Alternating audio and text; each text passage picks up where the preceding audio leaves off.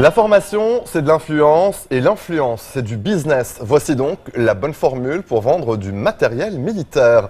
Dans le secteur très compétitif de l'industrie de la défense, il ne suffit pas d'avoir en effet les meilleures armes pour gagner des marchés. Encore faut-il savoir les valoriser auprès des armées amies. La formation des soldats et celle des officiers étrangers est donc une porte d'entrée idéale pour fidéliser ses clients. Paris compte sur la société Défense Conseil International pour mener cette mission de transfert des savoir-faire français. DCI conseille et forme les armées alliées qui ont fait le choix du Made in France. Une équipe de France 24 a suivi une séance de formation sur l'un de ces navires. Reportage. Depuis plusieurs mois déjà, la polémique agite les médias. Faut-il livrer les navires de guerre à la Russie? En tout cas, une partie du contrat a été honorée. Celle qui concerne la formation des marins russes. C'était la mission du cabinet Défense Conseil International, plus connu sous l'acronyme DCI. Depuis 1972, DCI accompagne la signature des grands contrats d'armement français. Moi, je prends souvent cet exemple qui peut paraître exagéré, mais enfin, je crois qu'il est parlant. Quand les États-Unis, avec Nixon, ont voulu renouer des relations avec la Chine, ils ont commencé par une équipe de basket. Alors nous, on n'est quand même pas dans le domaine du basket, on est dans le domaine de la défense. Mais c'est souvent beaucoup plus facile pour la France d'avoir une entreprise comme la nôtre qui vient prendre des contacts, proposer des formations pour créer des liens avec un pays qui est quand même un pays ami, on ne va pas dans n'importe quel pays, que de commencer par l'exportation de matériel. Nous sommes dans la stratégie d'influence, nous sommes dans les précurseurs de futures exportations d'armement français. La recherche de nouveaux débouchés pour l'industrie de défense française commence ici, en Bretagne. Direction Concarneau, où l'Almac, un navire-école de DCI, forme tout au long de l'année les marins des armées étrangères. Cette semaine, l'Almac accueille des cadets libyens pour leur examen de fin d'année. Pensez au courant, pensez à la dérive, pensez à calculer les marées, mais au bon endroit, ne vous trompez pas de page. La formation se déroule en français, une langue que les stagiaires doivent apprendre et qui servira plus tard à consolider les contacts politiques et à resserrer les relations d'affaires. Tu es un bon ami avec quelqu'un, avec un autre pays, tu vas faire du business avec un foyer ici en France pour apprendre en gros le système français. Et en plus, c'est la France, la marine de France, elle est la deuxième meilleure marine au monde. C'est pour ça on a intéressant pour le système de France. Franchement, on a appris beaucoup de choses sur ce bateau. Comment on peut naviguer, comment on peut être chef de quart. Ces cadets libyens, labellisés Marine nationale française, semblent entièrement satisfaits. On s'est vu la première fois la semaine dernière, oui, lors des contrôles, lors des euros. Voilà, donc, et après, voilà, ça nous permettra peut-être un jour de nous revoir lors des escales des bateaux français en Libye. Des escales pour entretenir l'amitié, mais aussi le business. De retour dans leur pays, ces futurs marins seront les ambassadeurs de l'excellence française en matière militaire. Ils restent plusieurs années en France. Ils acquièrent des éléments de culture française. Quand ils retournent dans leur pays, ce sont des pionniers en quelque sorte de tous les savoir-faire français qu'ils ont vus en France. Donc la formation de ce point de vue est en quelque sorte la contribution directe que nous avons à la stratégie d'influence de notre pays. DCI conseille et forme les alliés de la France. Dans le même temps, le cabinet prépare le terrain au VRP de l'industrie de défense française. Aujourd'hui en Afrique, au Moyen-Orient, un peu en Asie et pourquoi pas demain, en Amérique du Sud. Coup de projecteur à présent sur les défilés hommes automne-hiver 2015-2016 de la Fashion Week de Paris. Pendant 6 jours, la capitale française a vibré fin janvier au rythme des shows de l'homme les plus attendus. Valentino, Raf Simons, Givenchy, Kenzo, Paul Smith et bien d'autres encore. Le couturier américain Rick Owens a marqué l'assistance avec 4 modèles particulièrement facétieux. Au niveau de l'entrejambe, un trou béant dans le vêtement laisse en effet apparaître le sexe du mannequin, tout ou partie.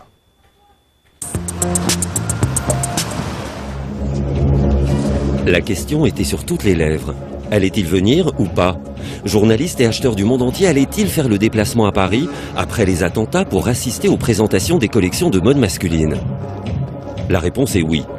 À la Fondation Cartier, Issei Miyake donne le ton. L'homme de l'hiver prochain conjuguera avec brio élégance classique et esprit sportif. Cette saison, j'ai décliné un style costume classique élégant. Je me suis inspiré de Charles Rennie Mackintosh, surtout en ce qui concerne les grilles géométriques et les motifs ovales. Cela donne un aspect très architectural. Loin des quartiers chics parisiens, dans la banlieue sud, à Ivry, les mannequins grelottent. Le Belge Raph Simons a installé un podium de 80 mètres de long. Les silhouettes sont interminables, les trenchs sans manches, les pantalons évasés. Une ambiance très 70, rehaussée d'une musique de la même époque, Deep Purple. Changement de registre au Palais de Tokyo, l'inspiration du Californien Rick Owens est d'ordre militaire. Sa collection s'appelle le Sphinx. J'ai réfléchi sur la masculinité et les uniformes modestes et simples. Alors j'ai pensé aux cabons militaires, mais pas seulement militaires, aux cabons marins et aux vêtements de travail. Rick Owens est toujours à la recherche de cet équilibre ténu qui unit l'ordre et le chaos. Ces modèles, ici floutés, dévoilent tout de l'anatomie masculine. Pour certains, c'est un choc, mais pour d'autres, une preuve de sérénité. Quand vous prenez de l'âge, vous avez confiance parce que vous savez quand il faut s'arrêter, avant que cela ne soit trop dangereux pour vous. C'est le plaisir de prendre de l'âge, trouver cet équilibre. Quand j'aurai 80 ans, je pourrai me mettre à l'héroïne. Quand j'aurai 80 ans, je pourrai être fou. Mais pas maintenant. Pas maintenant. Comme tout un chacun, les créateurs de mode réagissent aux événements qui les entourent. Le Belge Walter van Beirendonck a été choqué par la destruction de l'œuvre du plasticien Paul McCarthy. Il lui rend aujourd'hui hommage avec ses colliers fabriqués avec des imprimantes 3D. Il y a plein de gens qui n'ont pas cette envie de faire ça, plein de designers qui ont seulement envie de faire une belle robe, d'avoir plein d'argent. Mais en même temps, je trouve que tous les gens créatifs ont le droit de réagir sur ce qui se passe dans le monde. Y Project était une marque plutôt sombre. Depuis 3 saisons, elle se veut plus joyeuse grâce à des effets d'optique recherchés et surtout l'abandon de certains accessoires. Non, il n'y a pas de cravate. Cette saison, il n'y a pas de cravate, c'est des cols roulés. Par contre, il y a des costumes, certainement, mais il y a une sorte de balance entre le classique, vrai tailoring qui est un peu dandy, qui pour moi ne me fait pas vu du tout, mais qui est quand même un peu plus masculin, un peu plus, plus imposé. Et alors, avec ça, en contradiction, on a streetwear, un peu techno, un peu jeune, un peu plus 90s, qui fait une contrebalance. Le collectif Andrea Cruz, reconnu dans l'univers underground pour ses performances, a choisi de défiler dans un garage. La collection décline un univers de racing et de tuning dans une ambiance techno. La marque automobile Opel a sponsorisé la chose. Les bombers, c'est par exemple ce qu'on a upcyclé. Upcyclé, c'est l'ADN d'Andrea Cruz, c'est transformer des choses existantes. Donc là, on a raccourci les blousons ou on les a rendus très longs. Moderniser les classiques et réutiliser les techniques ancestrales. L'Irano-allemand Boris Bidjan-Saberi tanne lui-même ses peaux de kangourou, non pas avec du chrome, mais avec des légumes. Car pour se plaire et plaire à ses acheteurs, un créateur de mode doit d'abord répondre à ses propres désirs. Pigalle est la jeune marque parisienne qui monte. Présentée dans le grand escalier de l'Opéra de Paris, la collection fait frissonner l'Assemblée.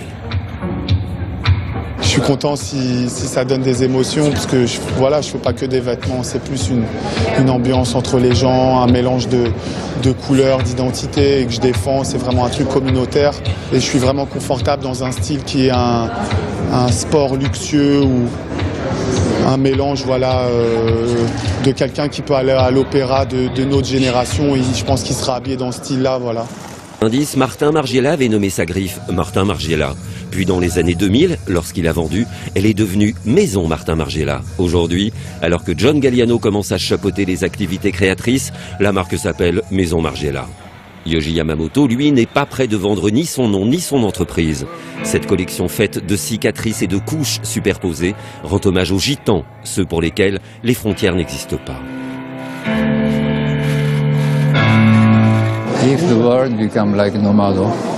Si le monde devient un monde de nomades, Dans le futur, cela ne sera plus nécessaire d'avoir un passeport.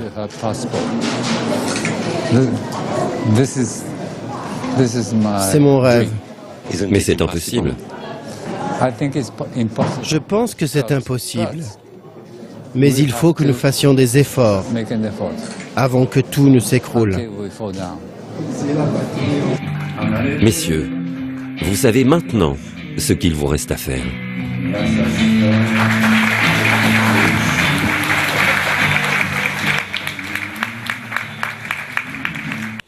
Code 24, c'est déjà fini pour cette semaine. Nous vous donnons rendez-vous la semaine prochaine pour une nouvelle fenêtre sur l'actualité internationale.